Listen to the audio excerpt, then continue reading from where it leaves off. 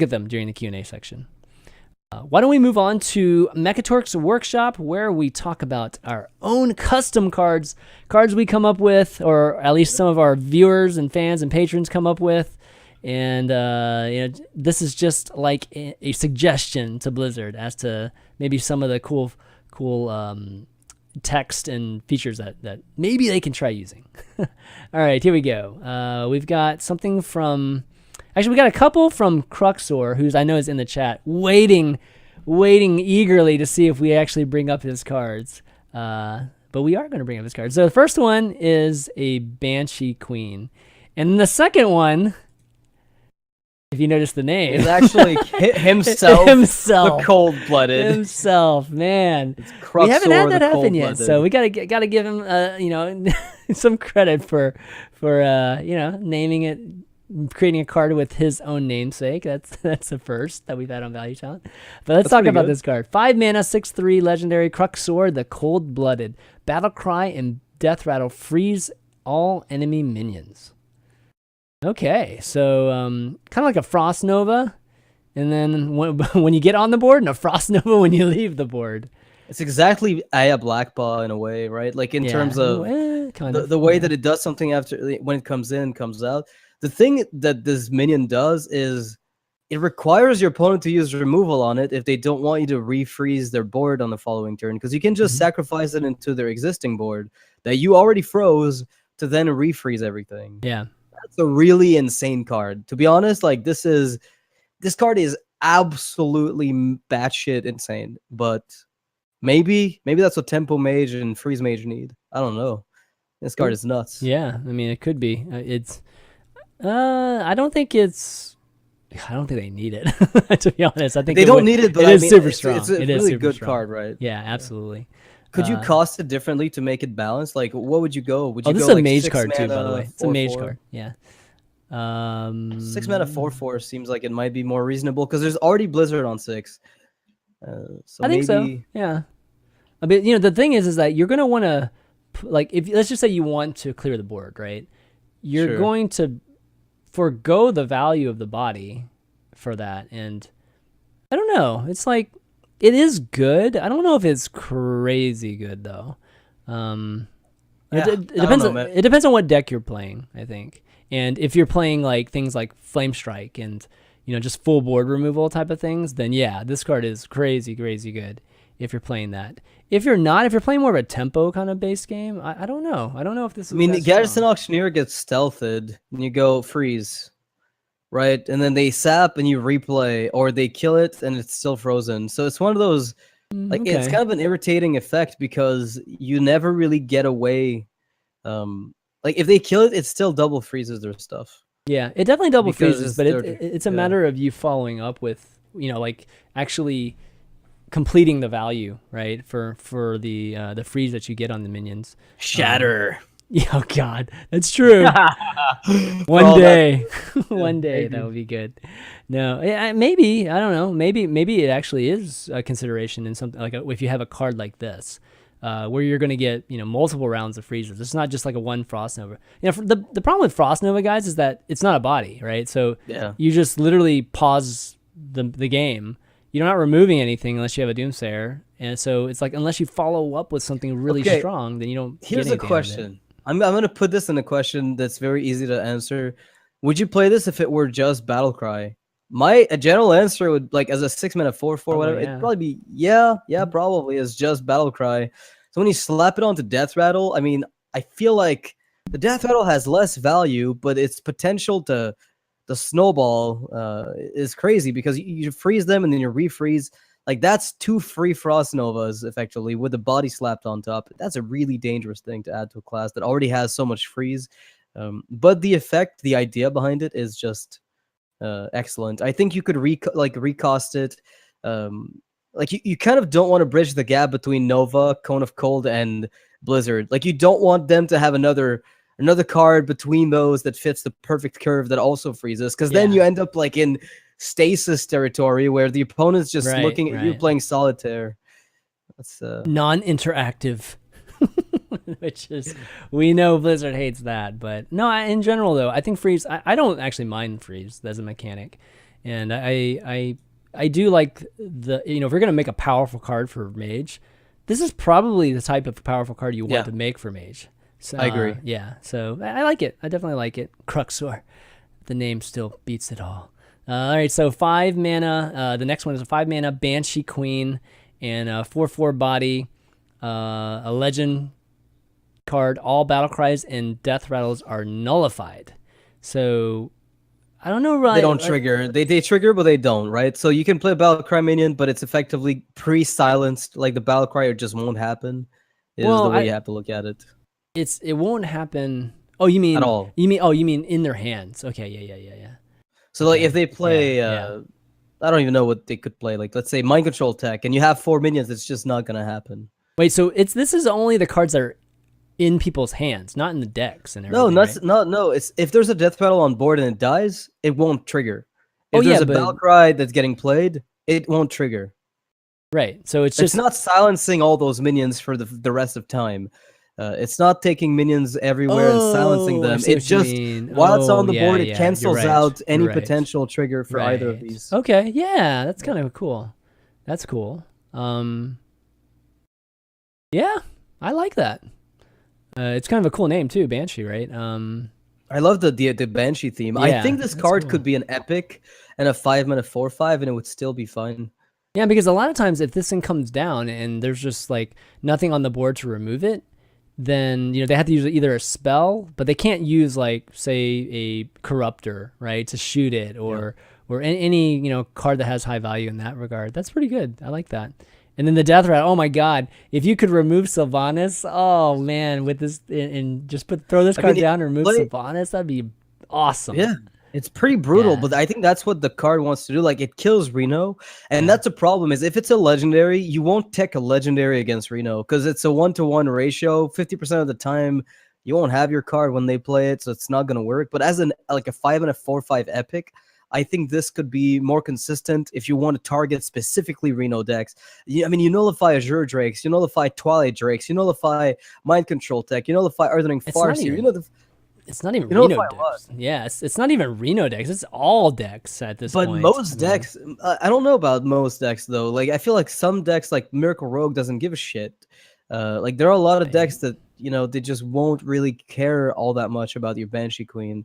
It's gonna be there for those decks like mid-range Druid that just goes, I play choose one, not battle cry. Fuck you. And they just stasis you down. They play their mid-range stuff and you're there looking at their board growing and growing while you're relying on those gimmicks, and they just nullify them instantly. It's made for those it's a potentially powerful mid-range card is what it is. I really like the concept of it. Yeah, it is very somebody in chat says it's similar to Lothar. Yeah, it has a very it has a very similar effect, not necessarily like what it like the text of it, but the result of it is pretty similar. It's kind of cool. I mean, you can't use spells versus you can't use, I mean, at least I can play my minion. Yeah, that's what I hated about Lothar is here's your entire hand. Fuck it. This is like, here's your minion. You want to play Corruptor, you don't get the battle cry. It's still a 5/4. It challenges the queen. We're on even foot. All is fine, right? And if you play Azure Drake, I've got an edge. I played this card and I countered your Azure Drake. It's a 4/5, let's say, because I think 4/4 is a bit, in the territory where never played. It's just you make it and you think it's gonna be awesome, but it's just bad. Yeah. I think you need. And this, to be this crushes. I mean, this really negates value from Aya and Cairn and just. It's cool. I love that one. Yeah. This card is it's cool. Absolutely. I'm gonna have to feature it somewhere somehow. I mean, this card is brilliant. I just love the concept. Yeah, good job, Cruxor. I like the cards for sure. Let's see. Noxious has a couple here that we're gonna do. Let's bring it. I think it's 2 Warlock cards. Let's see. The first one is a 5 mana spell, epic card, Demonic Grimoire, right? Grimoire. Add 5 random demons to your hand, and then play Cruel. But that's one of the ideas, by the way, of course. At least you get like additional cards. That's good. Yeah. That's definitely good. So yeah, let's just talk about that card first. So the idea was just to give Warlocks a way to get demons in their hand that they otherwise wouldn't have. Like, the Cabal Trafficker that we got, the 6 mana 6/6 that gives you a demon at the end of your turn. That was a cool card. I thought it was fun at the very least. It wasn't very good, but it was fun. And I thought we needed more of that kind of stuff. And Demonic Grimoire was my attempt to create another Cabal Trafficker type card that gives you no body on the board. So very, very slow. Lets you, the fact that this card costs you 5 mana means you don't have to life tap if you're looking for card advantage. You can actually rely on it to fill up your hand. So you can play, Flame Imp, Voidwalker, whatever the fuck you want, in the early game. And eventually you slap this, get a full hand of demons, and go at it again. Doesn't mean the cards are going to be good because they're demons, and we all know how that tends to go. But it's a very bad, there's a big spread between, Jaraxxus and Blood Imp. But you'll get a wide array of stuff to play. And that's just the idea behind the card is there's a good chance you pick up a 6-drop from this. There's a good chance you pick up a follow-up for the late game and maybe some a combination play where you have like 1/1 drop, a 3-drop, and a 2-drop. Like there's all these combinatorics with demon costs that oftentimes on turn 6 you'll have something to do. And it's going to be, I think on average, very, very playable. Knowing my luck, I'm going to get like 5 of the 3-drop 5/5s that do 5 damage to me every time a card comes down. Oh, that's going to be pretty interesting. But I like it. I mean, the Warlock needs a card that adds cards to their deck. Because Cruel is literally a terrible card without the ability to add new cards. I mean, when you compare it to like all these other classes that add to their 30-card deck, I mean, it's just insane that Warlock doesn't have that card, and when the legend was meant for it to be some kind of crazy, like Deathwing Dragonlord type of thing. And it's not, it's like you end up having to fill your deck with just gross demons just to make that card even somewhat valuable. So yeah, I like this card. I think this card is absolutely necessary in the class right now. Okay, the next one, 3 mana. It's a Warlock card again. 4/3 body, epic rarity, and Evil Afflictor. Whenever you summon a demon, give your opponent a cursed card. Wow. So that's brutal, man. A 3 mana 4/3 is terrible. That's a 3 mana 4/3 in a class that has already like better cards to play is just not going to see play. But whenever you summon a demon means if you play Implosion, if you have Imgang Boss, if you play any sort of minion generating card like Bane of Doom, if you play Cruel the Unshackled afterwards and you just summon a bunch of stuff, that's like those are the ways you summon demons. And you give your opponent a cursed card. The cursed card is a 2 mana card that was first found in Curse of Rafaam, which if they got the Curse of Rafaam in their hand, they would take 2 damage at the beginning of their turn. They have the curse card. So now whenever you play a demon or you summon one, they get a curse card they have to get rid of. So the idea is that you combine this with a bunch of 1-drops in the mid game to flood. And it combines itself very well with Demonic Grimoire, which is why I kind of came up with the same concept where you fill your hand up with jank, possibly cheap jank. You play Evil Afflictor, dump a bunch of 1-cost demons, and they're just taking a huge amount of curse damage every turn, which I thought was kind of cool. So that was the idea. Kind of broken, man. I don't know. I disagree. I think the deck is already like that archetype is already dead and never gonna come to life for a while. But I think you could. I mean, I like the whole giving them a curse card, but I think you need to make this card more expensive though, because early game, it's just like, oh, they're gonna get 1 curse card, no big deal, and remove the Evil Afflictor. But late game, oh my god, you're gonna get like 4 or 5. You're gonna give your opponent like 4 curse cards. Do you have 4 demons in your hand? Let's just say you do. All right. Let's just say you give them 3 or 4. That's like their entire turn, having just to remove the curse from their decks. I mean, that's like at least half their turn, removing just the curse cards from their deck, and then they still have to deal with all those cards you put on the board. That is a huge like swing, like almost an unrecoverable swing, actually, late game. Unless you have a cheap, board removal, and then you remove like 1 or 2 of them. You don't even remove all the curse. You still take some damage next turn. I think that's crazy powerful. Like, interesting. I don't view it as powerful as you see it, obviously. I mean, I think the card has crazy potential, but it's like, the Mind Blast Velen shenanigan. It's like it looks good, but then you build a deck and you're like, this isn't consistent. Fuck this. It's like, this is awful. I think this is kind of what I fall into when I look at this potential archetype. Yeah, I think so too. Is the likelihood that it works is so slim that I wouldn't worry too much about its potential brokenness. But yeah, I know what you mean. I do like the text, though. I do like the text, though.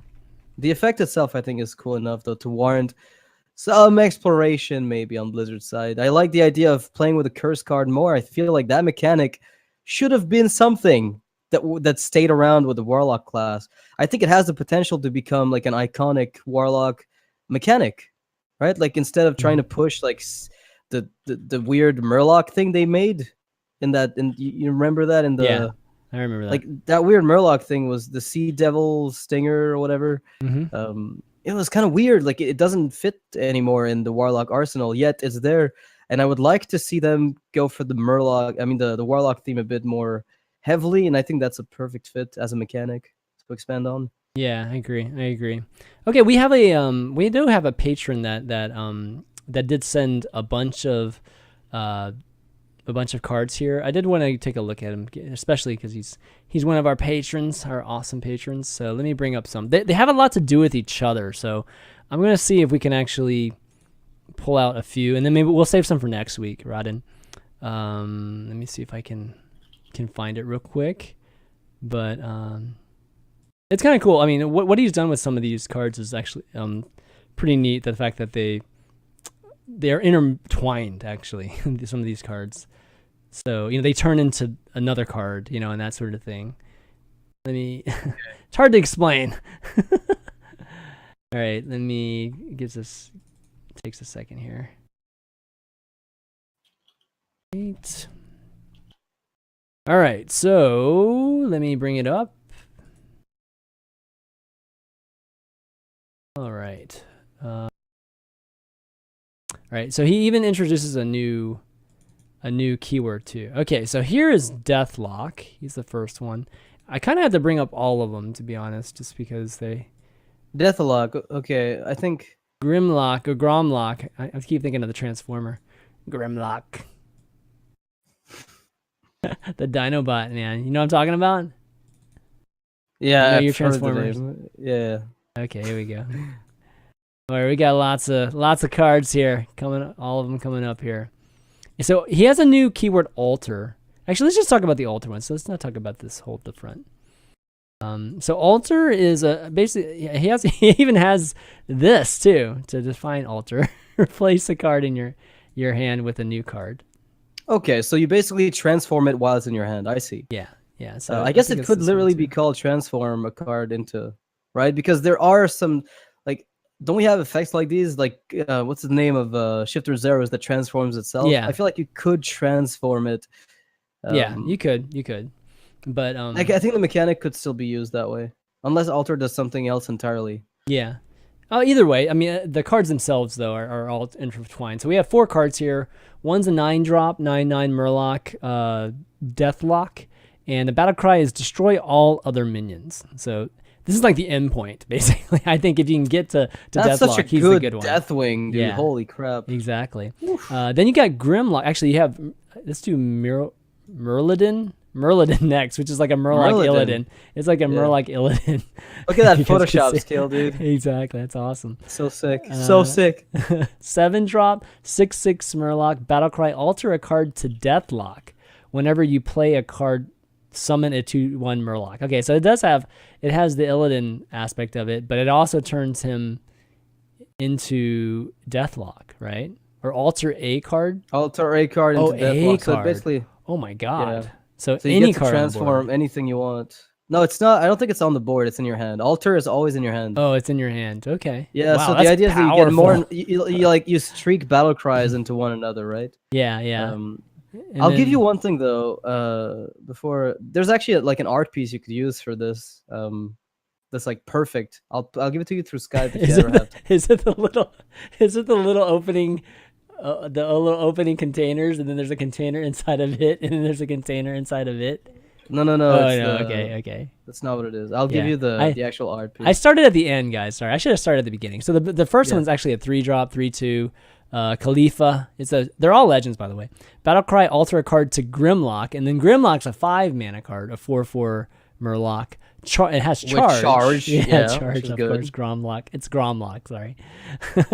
Battlecry, alter a card to, Murloden. And then Murloden is the obviously the 7 Yep. the 7 drop. So definitely a little play on all the all the different legend cards that we have, but these are just Murloc versions of it. And then Merlodon will come into the board and alter a card to Deathlock, so you can actually finish the series. So you start with a 3-drop, it creates a 5-drop, that creates a 7-drop, that creates a 9-drop, and then you've done everything. Right. And you've pretty much, like, you've sacrificed along the way a total of 3 cards, because you've sacrificed one to make Gromlock, you've sacrificed a card to make Merlodon, and you've sacrificed a card to create Deathlock. However, because they're so powerful, I think that's a sacrifice that's worth doing. And in a deck like Reno, I feel like this is perfect. Here's this tech card that's completely terrible, that I can't use, right? It's like this tech card I have here is useless. Let me transform it to Gromlock. And then Gromlock comes in. Here's this other tech card I don't need. Let me transform it into Merlodon, which is really good. It's a 7-mana 6/6 that gives you 2/1 Murlocs. And then you can transform that into a better Deathwing or a Twisting Nether with a body. It's pretty strong. Yeah, it's definitely strong. I mean, I don't even think powerful series. I don't think you're wait, alter a card to Merlin. Yeah, I don't think you're really losing any value every time you play these cards, right? I mean, technically you might if you play like combos, but yeah, you are gaining really good minions that are playable standalone. Yeah, so yeah, you could in theory replace like your end game, like your N'Zoth or your Reno or something like that. But these cards are all very, very good on their own. Maybe Gromlock is the worst one. No, actually, Khalifa. I mean, 5-mana 4/4 charge is good. The question is like, is alter a random mechanic or is it something you choose? Because if it's a random effect, then it's a little bit tougher to play with, right? Like if it alters stuff at random, then that's very sketchy. No, it has to be. It has to be. It'd be too. Well, then it's probably on average only playable in combo-less Renos, right? Yeah. Okay. I mean, if right, that kind of makes sense. Otherwise. I like this design though because it's not like Cthulhu, where it's like, or even any of the tribal decks where you just play all those cards. Like it's like, okay, Jade, I just play all the cards, all the Jade cards, yeah, like no matter what, and then that's already half of my deck, and that it's consistent. It's the same for every single one. This one's different because this one is like its own little mini line inside of your deck, more so line of value, I guess you could say. Potentially transforming things into good things. I think Gromlock probably could be 5/5. I think you should get like a even value right at the second card. I think that would be better. But yeah, I do like the fact that it's like a tiny set within your deck instead of just having a very full like huge set that occupies so much of your deck. I love that it's one card slot. Yeah, that's just my. It's like a golden monkey all in one. That's kind of what it is. Yeah, it's kind of like that. It definitely is. All right, yeah, Rodden, thanks for submitting those, and Cruxord, thanks for submitting the ones earlier. Definitely good segment, good Mekkatorque segment, and of course Noxious, thanks for making those 2 cards too. Of course. We're gonna do some Q&A now, guys, and for those of you that have written into ValueTown at ChanManV.tv. I'm going to read some out here. Let's see. Brenton message. I was thinking back to the start of standard mode, and when we also got some card nerfs. I imagine it's quite possible we'll get another round of nerfs sometimes in the next few months. Why don't we ever get direct card buffs? If we have, I certainly missed it. Okay. Number 1, do you think they'll ever see card buffs? Do you think we'll ever see card buffs? Most likely to the basic and classic sets. And 2, what cards would you like to see buffed so we can expand our standard set strategies, and how might they be buffed? So this is a very big question. I'll start off by saying that Blizzard's previous response to a question like that was that they wanted to keep balance fresh, not by buffing and nerfing too much, but rather by introducing new cards. That's not always functioned in the past, especially with the adventures coming out. It doesn't really shake up the meta much. But I think my biggest gripe with the idea of buffing some of the basic cards is I want the basic and like in classic set to be shit. I do too. I'm the guy who says that the least basic and classic cards we see 2 years down the line in our meta decks, the better off we'll be, because the metagame will shake up a bit. That's not to say I want none. I just don't want them to be auto-includes across the board because we buffed them to the standard of power. I would rather see, nerfs done to cards that are overperforming in terms of, like, Arcanite Reaper is kind of a fair card, but at the same time, it's a Pyroblast for 5 mana, and I mean, like, there are a lot of outliers like this that exist that just do so much, and like the Pirate Warrior deck that we have in the current meta, aside from patches, like 27, like I'd say 27 out of 30 cards are in the basic set or in the classic basic. When you compute that, you realize, well, okay, this Aggro Warrior deck is never going away, and I don't like that very much. On the flip side, the other side of the argument, and it bothers me to no end that I'm not sure we'll get a solution to it, is new players are getting fucked right now. Like, the cost of entry to any deck is pretty high. Hearthstone is overall, like, compared to a lot of games, even though it doesn't seem that way, rather generous. That's not to say that it's better than other games. Like Duelist, I think, does generosity better. Other card games tend to be more generous with the rewards that they give you. The issue is the way the deck building works in those games oftentimes requires that you have like 3 to 4 copies of a legendary, which means you need maybe 3 times as much in terms of rewards to compete. Whereas in Hearthstone, that's not necessarily the case. So the reward scaling is okay. The issue is the catch-up mechanisms just don't work. And right now, you could be starting a new account today, play for a month, and still have nothing done, probably, if you're complete novice. And that's aggravated by shitty matchmaking. So I think the basic set being buffed would help those players, but it would make the metagame so much staler in the long term that it's almost as though if they do that, they have to rotate the basic set out, and that kills the purpose of a lot of the concept behind Standard. Yeah, I mean, I like, if you're asking me like what I would like to see, it's going to be more like what I've heard Magic does, like just no basic, no classic set, like just have completely new giant sets, per season, whether per year or whatnot. And you want to add some to it too, you want to do some expansions during the year too, then that's fine too. But like you said, right now, classic and basic, and this is one of the issues with the whole constructed format. Or not constructed, sorry, the sideboard format. Why the sideboard format doesn't work is because there are just too many good cards that are in the basic set, or just in every single variation of, that class's best card. Like Shaman, for instance, or, whatever. Like Shaman probably has 16 cards, maybe 14 or 16 cards are exactly the same in all the great builds. We talked about Evolve. Evolve has literally like 20 of the same cards as like the mid-range Shaman. It's like, it's just the 2 Evolves and the 2 Doppelgangsters, and that are different. When you keep having that, then it limits your ability to do formats like sideboarding and that and whatnot. And it just doesn't change. It doesn't help the new players, like you said, Noxious. Like new players getting in, they want to start on the same foot as everybody else. So having a completely new set, at least the set that's the main current one or the one that's competitive, right, is going to be much better. It does suck from the standpoint of value for all the people that have been in the game for a long time, and they're obviously more concerned with keeping players that are playing the game, for as long as they can, continuing to monetize them.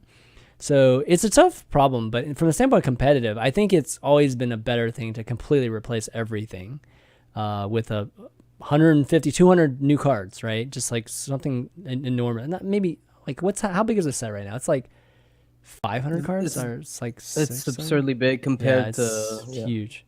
But yeah. So, anyways, I think that would probably be the best way, but they're not going to do that. And to answer your card, I guess your question directly, what cards could get buffed? They don't buff it for one thing, is because if you continue buffing cards, then power creep power creep isn't really an issue because you're buffing old cards, but power level is an issue though. And I think they're trying to like rein in the power just increase every time they come out with a new set. So I think if you buff old cards, then it's tough. But there are some cards that I wish would see some play, but I don't necessarily think that they need to be buffed. Like I actually think I like where they're at. It's just the cards that are being played are too powerful, in my opinion. Good for that set. Exactly. It's like if Warsong Commander was always going to be good forever, you'd find the metagame stale if Play Patron was around, or like it potentially could be stale and could potentially be an issue. Yeah. And I think that's just a fact about like if Rockbiter was still 1 mana, like I still hate it. I still hate the change they made compared to, just making it target a minion only. But they wanted to make it unique and synergize with Wind Fury in a different way than Blessing of Might. So they chose a different route. But I still think nerfs need to happen on these powerful cards in order to keep the games like healthy. The basic set needs to be changed, basically. Yeah, I think so too. Okay, that's Brenton. Let's see. We've got another question from. Let's see who else. Okay, we got one from Orlando Ners. I'm a longtime audio-only listener of the show. In your recent episode, you mentioned how sorry you are the audio-only listeners can't fully enjoy Smilestone. So I thought maybe you could, for once, make a laugh stone instead, where you all have to laugh wholeheartedly for 20 seconds, like at the end of old shows from the 80s. I'm sure this would be a lot of fun. Anyhow, keep up the good work. What the fuck? That is such an awesome suggestion. That's a good suggestion. We're gonna have to implement that at some stage. Okay, we're gonna have to do that. I don't know if we do that. I'll start us off, and you guys have to follow after the absurdity begins. You're gonna have to laugh at my laugh, and maybe then I'll laugh at yours, and we'll have a circle of like 20 seconds. This is a question answer type of laughing session. That could be funny. Okay, how about this, Leo? We will we'll do a laugh stone instead of the Smilestone next show. How about that? I'm down. It's gotta. God, I'm gonna have to have like a genuine laugh. That's gonna be hard. You don't have to. You just have to. You just have to giggle. God, that's dude. fine. You don't have to go crazy on the laugh. All right. Let's see. Ahmed N. It says, greetings from the land of ancient watchers. We seem to always get a question from him. With pirates ruling Gadgetzan while the goons crying in the corner, I think they should vote out the Dawn and seek Buccaneer as their new leader and start making better, cheaper weapons for Hunter and Paladins. Do you think Buccaneer and his bro Patches will get the usual pre-BlizzCon nerf? I think Buccaneer is the worst offender, as I think if Patches wasn't even printed, this guy is a broken one drop. I disagree with the last part of that. I think he's super strong, no question, for sure. But I don't think he's broken. I don't think that turn 1 is broken with just him versus... with just him, no. That's the thing, is it's the package, right? Like, we've kind of talked about this, and it's frustrating because there's no good solution. Because I think ultimately, everyone that has a semi-decent collection in Hearthstone has no issue with it. Right, like everyone who's got the cards from BlackRock to build a Dragon deck doesn't really mind because they've got other matchups to beat. Anybody who's playing a Reno deck has no issue because they've got Kazakus and Reno and the legendaries to support it and the good epics to make it work. But it's the new players that come in that just get destroyed by that stuff, and it's so disheartening. I don't even have an answer for them. There's no good basic starter deck to help with that. Yeah, I agree. It's God, I mean, what to do? I still think Patches. It sucks for Patches because Patches by himself isn't that bad. Like Patches later in a game isn't that bad. It's just Patches on turn 1 is really, really bad. So this isn't something you can fix by fixing things around, Patches. And so I actually think Patches is more of the culprit at this point for messing up, or not messing up, but creating the metagame that we have. Because Pirates might still be played, but not a no-brainer. That's for sure. Definitely for some of these classes, especially, it wouldn't be a no-brainer. For Shaman, I don't even think Shaman it would be a no-brainer. I think there are a couple cards. There are still a couple cards you would play there, but maybe like it's kind of easier to tech. I think Warrior for sure. Warrior could still be played. I could see that, but Shaman, there are choices. Like Shaman's such a rich class. You can play. Some people are dropping bolts. You can include the bolts again. You can include the Thalnos again. You can you just make your Maelstrom portal better instead. Like there are other things that you could do that still keep the Shaman at the same level. Even losing that initial push, where something like I don't know. I think Warrior takes a bigger hit. For sure, but Warriors after that goes away. Yeah, And the main thing with the warrior, the reason why the warrior takes a big hit is A, Frothing Berserker gets buffs from that extra 1 would drop, and then B, it's an extra pirate. So anything that gives you an upgrade because of a pirate, any of those prerequisites are much easier when you have 2 pirates on the board on turn 1, 3 pirates on turn 1 sometimes if you have the coin. So that's the biggest problem right now. It's tough life right now. Let's see. Actually, he had another question too. I forgot this part. I'm confused on why Reno Lock is rising in popularity on the ladder, as it has not a great matchup, and this is based on Vicious Syndicates and Tempo Storm analysis. Sure. With top decks, while Reno Mage is the opposite and becoming less popular. Am I missing something? So basically, why is Reno Lock Mage becoming less popular, even though it has great matchups, against the top decks, popular decks? And why is Reno Lock getting more popular, even though it has bad matchups against the popular decks? Here's one of the things is like the reported win rate of Reno Lock is not the best win rate that Reno Lock can achieve. I think is one of the big things you have to draw as a conclusion, because it's a very tough deck to play that seems like it plays itself. One of the big things that Reno Lock does is it eats Shaman alive. Like, it has a 50-50 against aggro, and it beats all the other variants, including the random control one, right? I say 50-50, but it's got to be like 47-53 or like 49-51, something ridiculously close to a 50-50 against aggro Shaman. It's really not that hard. Like, it gets tougher when we're talking about like the aggro warrior. Those are a little bit more difficult. And even then, it's still close to 50-50. So if you're like a really good Reno player, your win rate against those decks is very close to that 50% mark that you report. You beat Reno Priest, and you also happen to beat Dragon Priest. So that's another deck that's in the metagame. So I don't really know why it would have that many bad matchups. I guess like if you start looking at mages and hunters and druids, then Reno Lock struggles. But how good are really those decks anyway? Like, it's funny that Reno Lock's worst matchups are the worst decks. Like, that's how it works, right? Like, the worst decks against Reno, like, do well against Reno Locks, but the rest of the field, Reno Lock just kind of stays there and does what it wants. Whereas Reno Mage, when it comes in, has similar weaknesses, and its only edge is really the Reno Lock matchup. Like, the reason Reno Mage is rising in popularity or not as popular is because the only extra thing it beats is the Reno Warlock. Yeah, I guess like it's a very broad question, but I'd say it's just good against the right decks.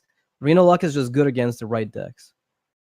Yeah, and it's refined too. It's very, very refined. I mean, it's gone through multiple iterations at this point, and it's become pretty clear to how to play it. It's got a level of margin of error too, given that it has so much board removal. So it's a deck that's a little bit less forgiving than it is. It's unforgiving. It is. Yeah. Yeah. It's unforgiving or more forgiving? I think it's more. I think it's actually like one of the things the deck does is there are many turns like in the early game. So beating an aggro deck with that deck is a piece of cake in terms of how to pilot the deck. The only way you play is play removal on curve and win. Like, that's generally the kind of the gist of it. When the deck becomes hard to pilot is against your equal to bad matchups. Like, then it takes an actual like degree in Reno locking to take it, like, to pull it off. Right. And then it's not forgiving. So it is forgiving against a highly aggressive meta in terms of how many mistakes you can make, because you can't make mistakes. Like, the games are so short and straight to the point that it's really hard to fuck up. But against other mirror match, Reno is extremely skill intensive. Mid-range Shaman is actually pretty tough as well, as weird as it sounds.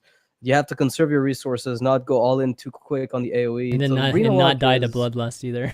Right, like, set yourself up so you don't get punished by that extra board state that you greedily hellfired something you didn't need to, and now suddenly there's another board and you're still out of it. Like, it's a pretty tough deck to play, so it's forgiving against like some decks as far as difficulty goes, but I think it's unforgiving as a whole. Like, it's pretty tough to pilot properly. Yeah, I agree with that. Okay, well, I think that's going to be it for the questions. Let's see. I think Laughstone. Let's see. We're getting some message here. I think Laughstone is much better than Smilestone. Evil Laughstone, Gigglestone. So many possibilities. Gigglestone. Oh man. So you just get like sub stones of Laughstone. I gotta figure out what song because I have like Smile as our Smilestone song. So we could have Bake a Pretty Cake. Yeah, but I can't use the actual song. I have to use a rendition of it. So you can make one. I can make one. That could be our our next Patreon goal. Oh my god, that'd be hilarious. Make a Rapstone. I don't know. All right, well, why don't we wrap up the show? It's been a great show. Just the two of us. Yeah, it was fun. I mean, we talked about just a bunch of topics off the top of our head. So good stuff. You want to do some shout outs before we go? Sure, and shout outs to Complexity as usual for supporting me and also the way the team is going into 2017. I hope it's going to be a great year. Thanks to you for, of course, putting the show together and just getting stuff done when it comes to that. And shout out to, I guess, your work on other shows as well, right? Like we talk a lot about Value Town, but you also do quite a bit of work in the Overwatch area, and you also cover other TV shows that you started, with the no spoilers thing, I believe. Yeah, spoiler alerts. Yep. Spoiler alert, yeah. True. And then we've actually got Streamer Showdown tomorrow, guys, that Noxious is going to be hosting. I'm just going to be running stuff behind the scenes, let this guy do what he does very, very well. Let me show you the promo. I actually have a promo screen here that I didn't have ready until now. It's fine. I'm so good. Man. I'm so good at doing shout outs. I swear. You're talented. It's just like freaking amazing how many times I forget stuff. And here we go. So tomorrow, it's tentatively at 4 p.m. Depends if Eloise and Dog are doing very well in Gang Wars. The Amaz's tournament that's going on right now. But if not, it's going to start at 4 p.m. If they are still playing, we'll probably start at 5 or something like that. But Nox is going to be hosting. Dog's going to be playing. Disguised Toast coming back. He's the returning champ from the last Streamer Showdown we have. And then Eloise is going to compete. And if you didn't see the first one, it's a game show that we do. That's really, really fun. And kind of think like Jeopardy, Jeoparino, and Hollywood game nights type of thing. A little bit less trivia. There is one round we do trivia, but the rest of it is more like Pictionary and guessing pictures and Family Feud and dank memes. I mean, we got it all. Like it's definitely a really, really funny. Pictionary. So yeah, definitely check that out tomorrow. It's gonna be on this channel too. And just give a shout out to Noxious for doing the show with me like this entire year. And has it been the full year? Yeah, it has, right? Feels like it. I maybe feel in like it's April, been, maybe in March. I think maybe in March is when you started up. Early this year. Yeah, definitely early this year. So almost this year, but this is definitely the last one for 2016. So it's been a great year. We did our end of the year last week, but it's definitely been a great one. New Year's, coming up this week, and hope you guys have a safe New Year's. Definitely have fun, but be safe. And we'll probably be back. We'll definitely be back next week. But if you missed any of the show, you can catch it on youtube.com/ChanManV. I'll be posting it a little bit later tonight. I've got so many. So I had 6 shows in 3 days, or I do have 6 shows in 3 days ending tomorrow. So I can't post all the VODs all at once, or else my subscribers get like pissed off and they just like unsub. Like I did that one day. I had like 500 people unsub because I spammed the crap out of them with like videos. So I'm trying to be a little bit more careful with that.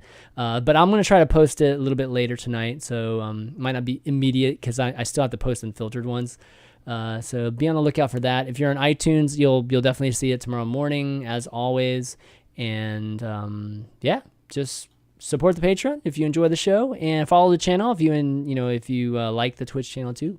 But until next week, guys, for Noxious and myself, ChanManV, we'll see you next week. Peace out. Peace. Oh, there's the music.